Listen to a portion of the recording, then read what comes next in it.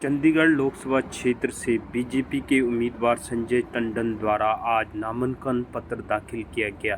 इसी उपलक्ष्य में बीजेपी की विजय संकल्प रैली का आयोजन किया गया। बीजेपी के इस संकल्प रैली में बीजेपी चंडीगढ़ के वर्तमान भूतपूर्व पार्षदों के अलावा सभी महिला मोर्चाओं तथा संयोजकों ने बढ़ चढ़कर भाग लिया। इसके अलावा इसमें हजारों कार्यकर्ताओं ने भी भाग लिया।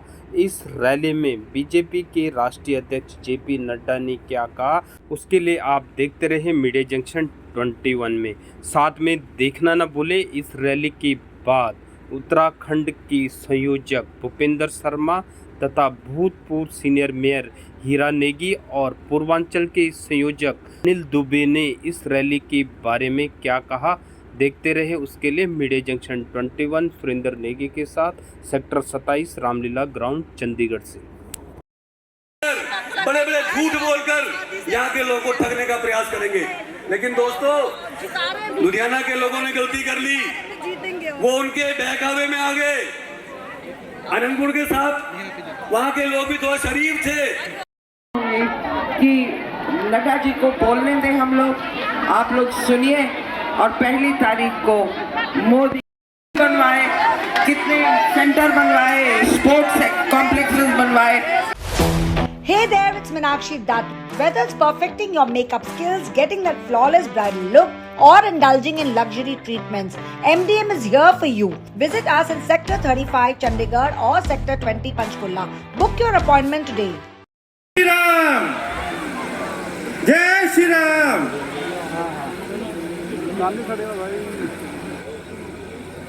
फिर एक बार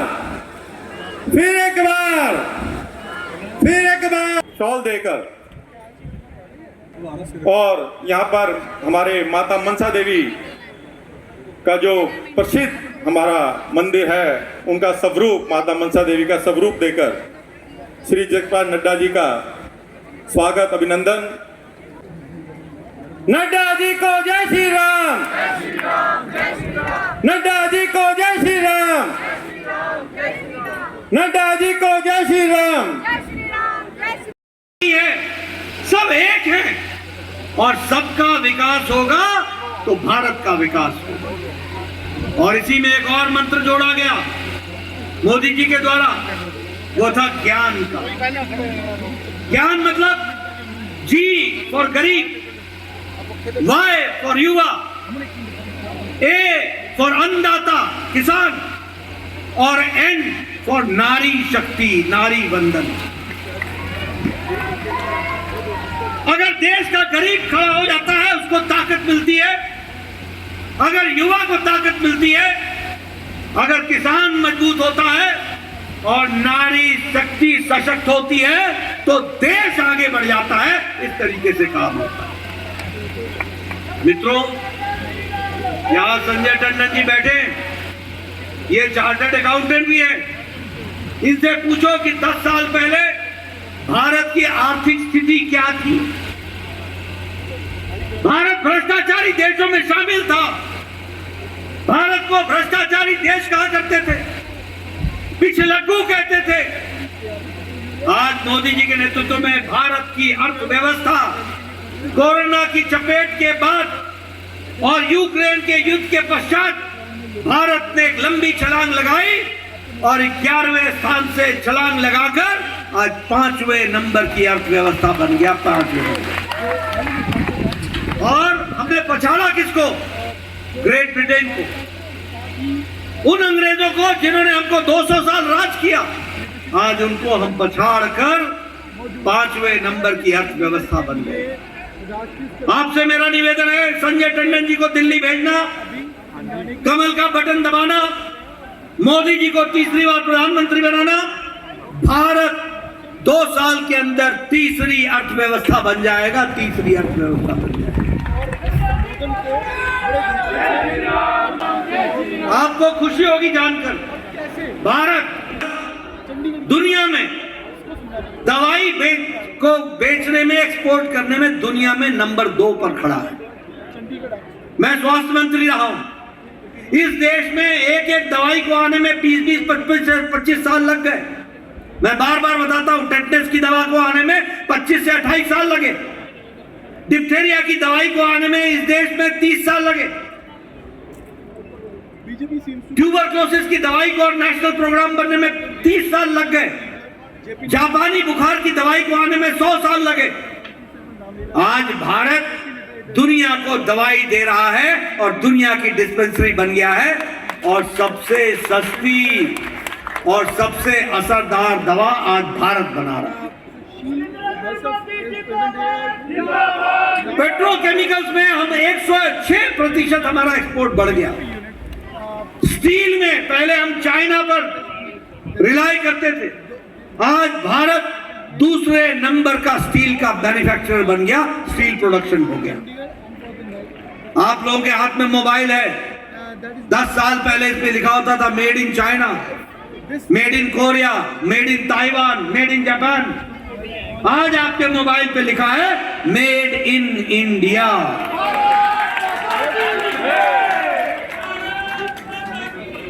आज बदलता भारत है। कोरोना में दुनिया, चाहे विकासशील देश हो या विकसित देश हो, मुसीबत में थे। अमेरिका तय नहीं कर पाया कि लॉकडाउन लगाए कि नहीं लगाए, यूरोप तय नहीं कर पाया, ये तय नहीं कर पाए कि जान महत्वपूर्ण है कि अर्थ महत्वपूर्ण है। लेकिन मोदी जी के नेतृत्व में मोदी जी ने कहा जान है तो जहान है, और 2 महीने लॉकडाउन, कड़ी लॉकडाउन लगा करके देश को तैयार किया कोरोना से लड़ने के लिए। हमारे पास बिस्तरे नहीं थे, आईसीयू बेड नहीं था, ऑक्सीजन नहीं था, दवाई नहीं थी, हॉस्पिटल में व्यवस्था नहीं थी। 2 महीने लॉकडाउन लगाने के बाद देश को तैयार किया, और फिर मोदी जी ने कहा जान भी है और जहान भी है। दुनिया की लीडरशिप, दुनिया ने लीडरशिप मानी कि अगर किसी ने कोरोना को, जिसके बारे में कोई नहीं जानता था कि इससे कैसे लड़ा जाएगा, प्रधानमंत्री मोदी जी ने दुनिया में मिसाल कायम की कि किस तरीके से। और एक बात और बता दूं कि ये प्रधानमंत्री मोदी जी के नेतृत्व में 20 अप्रैल 2020 को टास्क फोर्स बैठा, और 9 महीने के अंदर एक नहीं 2 वैक्सीन बनाकर और 220 करोड़ डबल डोज, साथ में बूस्टर लगा करके 140 करोड़ के देश को बचाने का काम किया, तो मोदी जी ने किया। और ये कांग्रेसी ये क्या बोलते थे कि इसका ट्रायल नहीं हुआ है, ट्रायल नहीं हुआ है। और आपका नेता तो बोलता था we are not guinea pigs, हम गिनी पिग नहीं है, हमारे ऊपर इस्तेमाल मत करो। दुनिया को गुमराह करते थे, दुनिया को गुमराह करते थे वैक्सीन के बारे में, और खुद चुपके चुपके जाके मोदी टीका लगवाते थे, चुपके चुपके। कभी किसी कांग्रेसी नेता ने ट्वीट नहीं किया कि मैं भी आज वैक्सीन लगा के आया हूं, कभी किसी ने ट्वीट नहीं किया। और आपको बोलते रहे कि इसका क्लिनिकल ट्रायल नहीं हुआ है, क्लिनिकल ट्रायल नहीं हुआ है, पूरा ट्रायल नहीं हुआ है, और खुद जाकर के वैक्सीन लगाते रहे। लेकिन प्रधानमंत्री मोदी जी ने अपने कुशल नेतृत्व के कारण 140 करोड़ देश को बचाया, और वैक्सीन मैत्री में 100 देशों को वैक्सीन पहुंचाई, 48 देशों को मुफ्त में वैक्सीन पहुंचाई। ये भारत है, ये बदलता भारत है। आज भारत मांगने वाला भारत नहीं है, आज भारत देने वाला भारत हो गया है, देने वाला भारत हो गया। अभी चर्चा कर रहे थे रिपोर्ट कार्ड की। ये रिपोर्ट कार्ड की राजनीति भी मोदी जी लेकर के आए। इसके पहले कोई रिपोर्ट कार्ड नहीं रखता था। आज हम कह सकते हैं गांव, गरीब, वंचित, पीड़ित, शोषित, दलित, युवा, किसान, महिला, इनको ताकत अगर किसी ने दी तो मोदी जी की नीतियों और कार्यक्रमों ने दी। आज बताइए, सारे गांव पक्की सड़क से जुड़ गए कि नहीं जुड़ गए? जुड़ गए कि नहीं जुड़ गए? प्रधानमंत्री ग्रामीण सड़क योजना, लाखों किलोमीटर सड़क बनी। आप बताइए, अभी अभी मल्होत्रा जी बता रहे थे, ऑप्टिकल फाइबर कितने गांव में पहुंच गया भाई मल्होत्रा जी? 5,25,000 किलोमीटर गांव में ऑप्टिकल फाइबर पहुंच गया। ऑप्टिकल लगभग 2 लाख गांव तक कॉमन सर्विस सेंटर पहुंच गया। जो कांग्रेसी ये बोलते थे भारत तो अनपढ़ है, यहां तो डिजिटल चलेगा नहीं, इसका कोई उपयोग नहीं है, ये डिजिटल ट्रांजैक्शन कैसे होगा? आजकल सब्जी वाला भी डिजिटल ट्रांजैक्शन करता है। सब्जी वाला आजकल जगह जगह पर, और तो और छोड़िए, आपके घर में जो आपके अखबार भी खरीदने आता है वो भी डिजिटल ट्रांजैक्शन करता है। ये बदलता भारत और ये विकास की ओर जाने वाला। गांव को मजबूत किया, गरीब को मजबूत किया।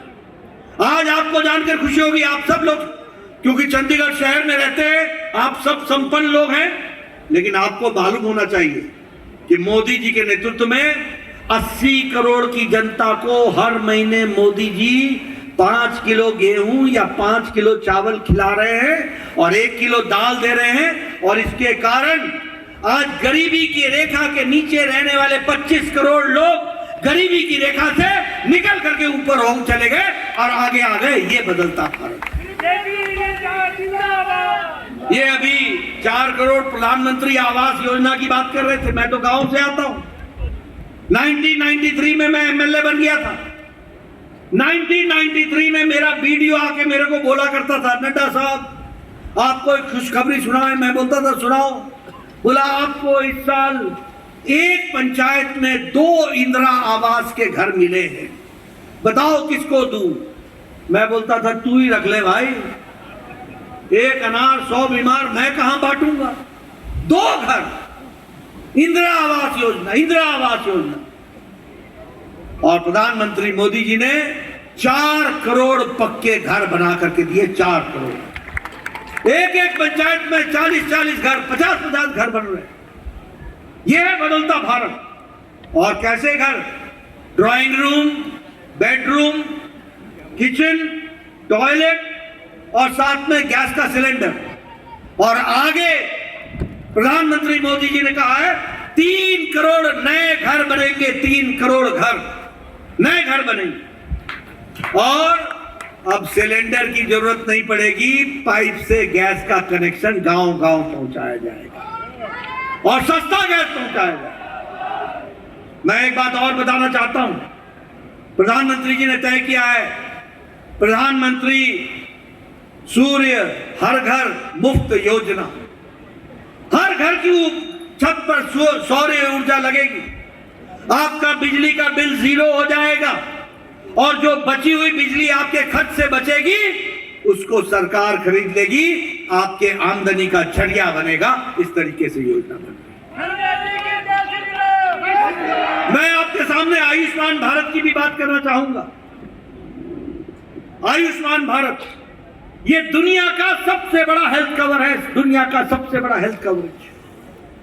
आजकल स्वास्थ्य के जगत में चर्चा होती है universal health coverage, universal health coverage. America नहीं कर पाया, ब्रिटेन नहीं कर पाया, यूरोप नहीं कर पाया, कोई देश नहीं कर पाया, लेकिन मोदी जी के नेतृत्व में भारत ने आयुष्मान भारत में 5 करोड़ लोगों को, 10 करोड़ 74 लाख परिवारों को 5 लाख रुपए का हर साल गंभीर बीमारी से लड़ने के लिए 5 लाख रुपए का हेल्थ कवर दिया, हेल्थ कवर दिया। और कौन लोग हैं ये गरीब लोग हैं।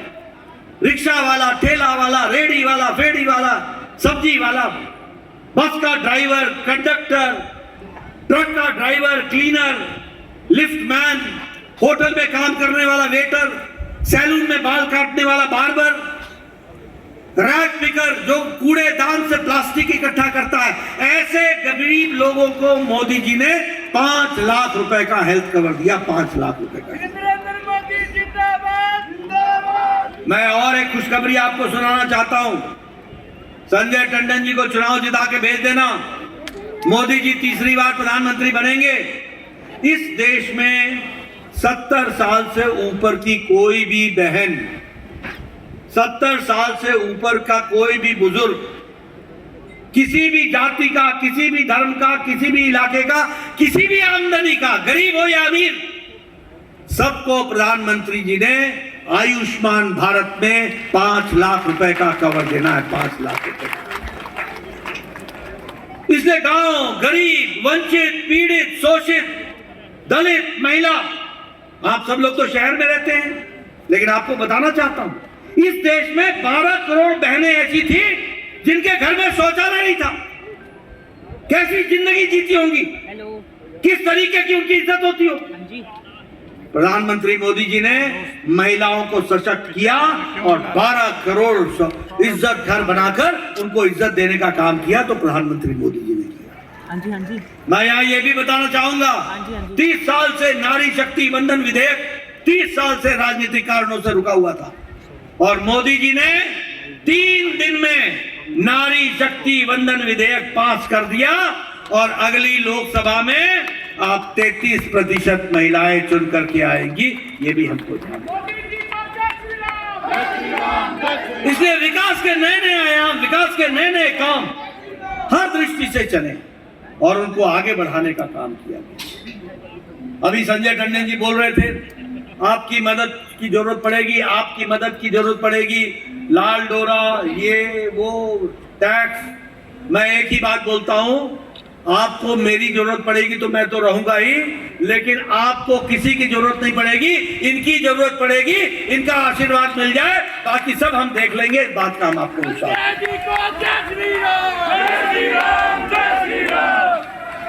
और विकास के बारे में इन्होंने बताया कि किस तरीके से। आपको एक ही बात बता देना चाहता हूं, आपके यहां इंटरनेशनल एयरपोर्ट तो आ गया, लेकिन अभी अमृत भारत में आपका रेलवे स्टेशन पर 550 करोड़ रुपए खर्च होंगे, और आप एयरपोर्ट और रेलवे स्टेशन में अंतर नहीं कर पाओगे। ये आपको मैं बताना चाहता हूं, ये विकास हो रहा है।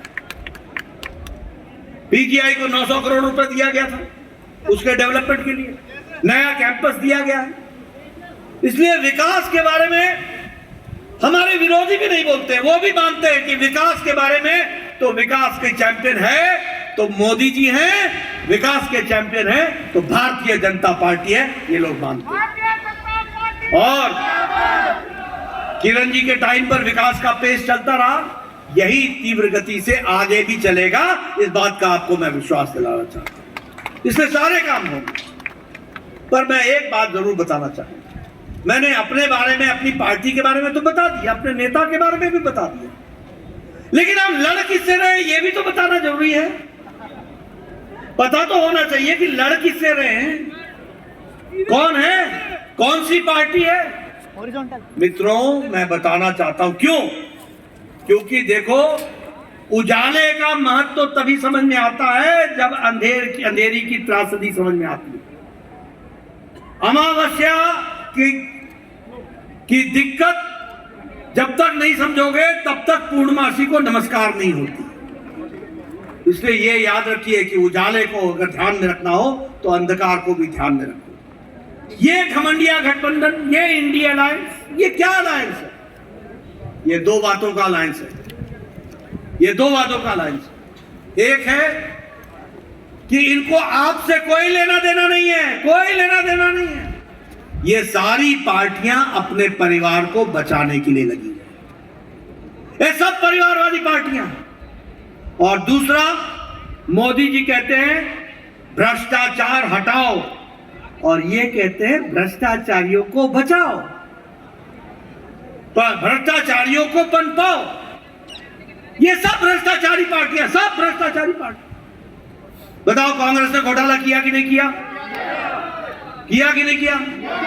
आपके पूर्व सांसद के समय में भी हुआ था ना, हुआ था ना, घोटाले पे घोटाला हुआ था नहीं? आप बताइए, ये पनडुब्बी घोटाला किया कि नहीं किया? आप बताइए, कॉमनवेल्थ गेम का घोटाला किया कि नहीं किया? ऑगस्टा वेस्टलैंड का घोटाला किया कि नहीं किया? कोयला घोटाला किया कि नहीं किया? अपना चीनी घोटाला किया कि नहीं किया? चावल घोटाला किया कि नहीं किया? कौन सा घोटाला छोड़ा इन्होंने? ना अंतरिक्ष छोड़ा, ना आकाश छोड़ा, ना समुद्र छोड़ा, न पाताल छोड़ा, न धरती छोड़ी, सब जगह घोटाले पे घोटाला किया। आप बताओ, अखिलेश ने गोमती रिवर फ्रंट का घोटाला किया कि नहीं किया? लैपटॉप का घोटाला किया कि नहीं किया? अनाज का घोटाला किया कि नहीं किया? लालू चारा खा गया कि नहीं खा गया? लालू अलकतरा खा गया कि नहीं खा गया? लालू नौकरी के जगह पर जमीन हड़पने का काम किया कि नहीं किया? ये सब लोग भ्रष्टाचार के कविता शराब के घोटाले में है कि नहीं है? टीएमसी के मंत्री टीचर घोटाला किया कि नहीं किया? ये गाय का स्मगलिंग का घोटाला किया कि नहीं किया?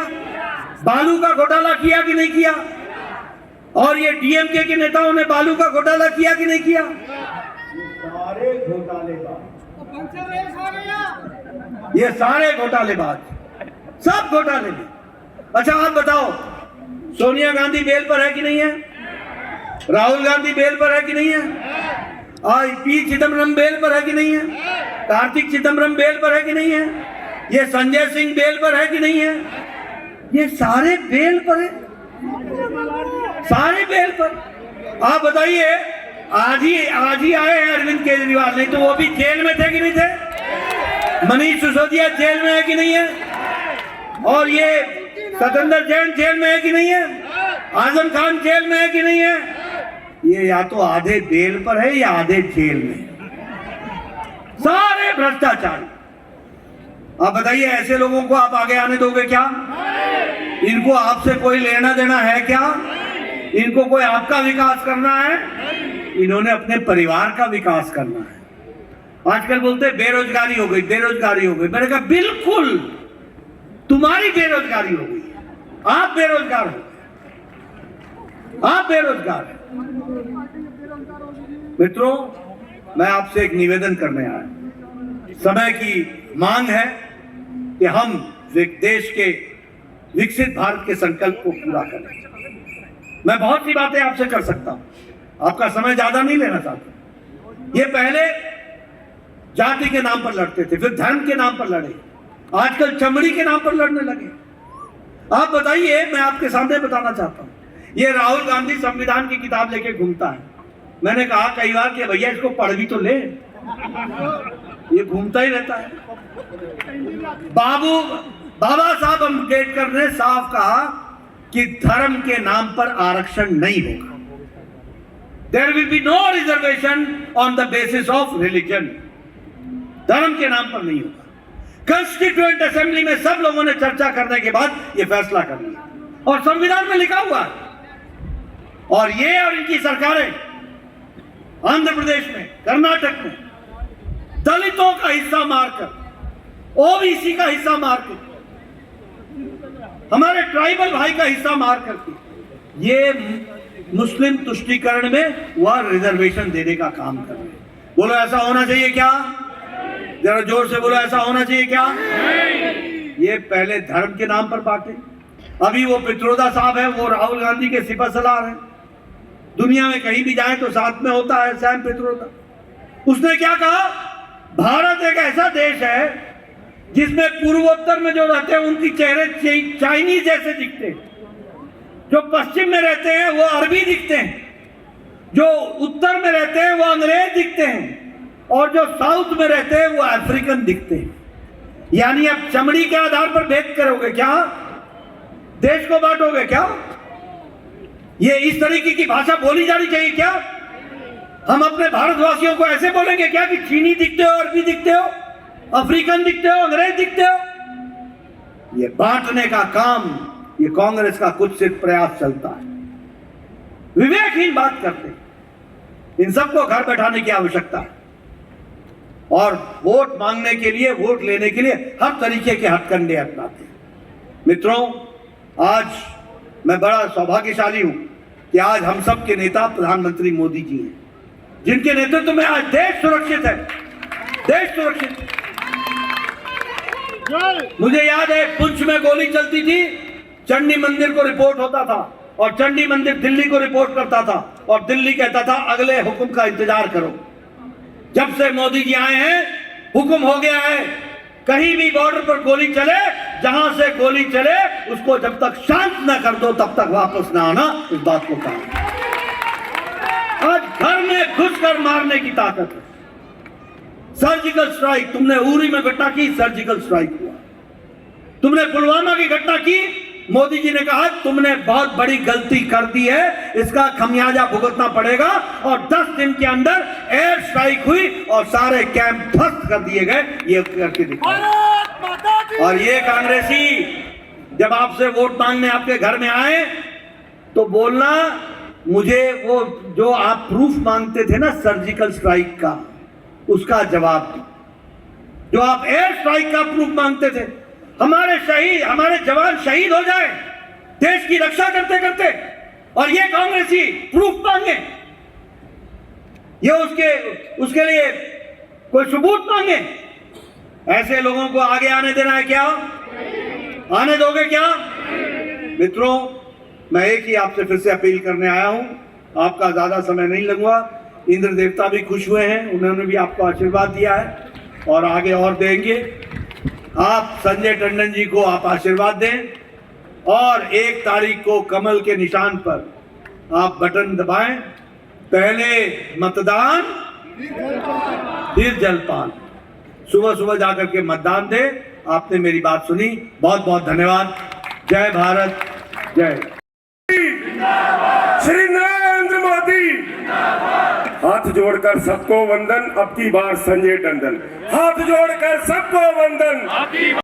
चाहता हूँ नड्डा जी, समय बिल्कुल सब, मौसम थोड़ा खराब हो रहा है, लेकिन आप सबको मैं इनकी तरफ से यकीन दिलाना चाहता हूँ, संजय जी को 1 जून को हम आपके पास भेज रहे हैं और मोदी जी की तीसरी बार सरकार बनाने के लिए।